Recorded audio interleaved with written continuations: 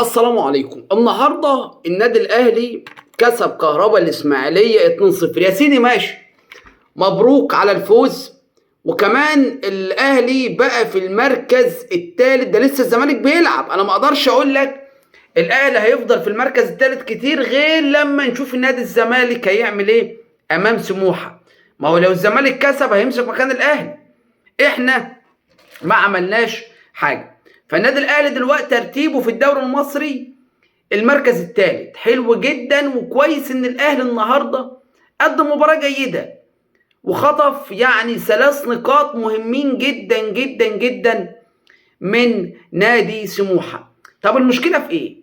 المشكله عندنا هنا، والمشكله الكبيره جدا يستروب ده مدرب الاهلي في حاجه غلط.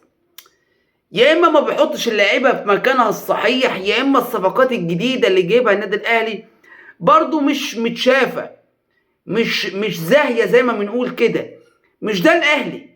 يعني انا كنت اتمنى الاهلي خرج من المباراه كسبان 2-0، ولكن المدرب ده برضو مش احسن حاجه.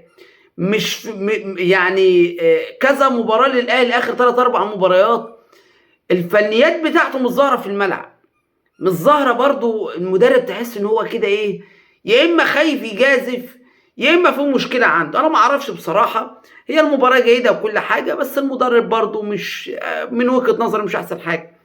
طيب الاهلي لما خطف النهارده ال3 نقاط من كهربا الاسماعيليه، الاهلي النهارده كده محتاج، هو الاهلي دلوقتي تقريبا 30 نقطه وسيراميكا مركز اول. يعني الاهلي محتاج المباراه الجايه تقريبا ومباراه كمان عشان يمسك الدوري.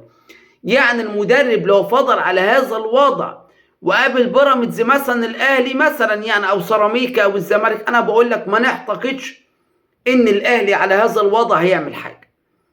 فالاهلي كده مش بينافس على الدوري. كسب المباراه وكل حاجه بس مش منافسه. مش معنى ان انت كسبت المباراه يبقى كل حاجه. لا حبيب قلبي، ان انت تكسب المباراه وادائك مش حلو لا، عشان كهربا الاسماعيليه نفسه هو اللي مش حلو، فبالتالي انت خدت المباراه حبا كده.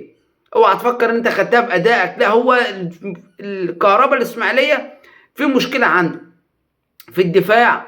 الدنيا مش متظبطه، الدنيا مش افضل حاجه، الترتيب الاخير تقريبا هو بالاخير، فانت بتلعب مع فرقه برضو يعني متواضعه. فبالتالي اداء النهارده مش جيد يعني.